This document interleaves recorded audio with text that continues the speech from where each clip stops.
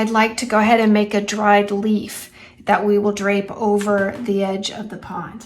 So to do that, I'm just going to mix up some random colors. I've got ecru here. This is sort of a gray scrap. Looks like it's got some purple in it.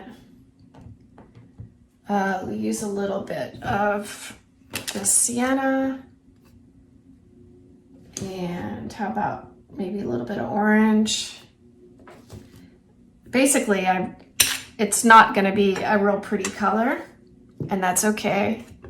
I just want it to have that kind of dull, you know, after a leaf has sat on the ground for a while, it's sort of grayish brown.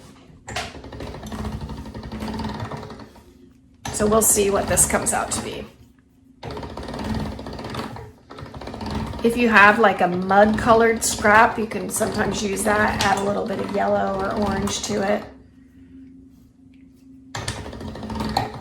And you can even get kind of a cool variant color. I actually like that. I might leave it like that so that it has some variation of color in it.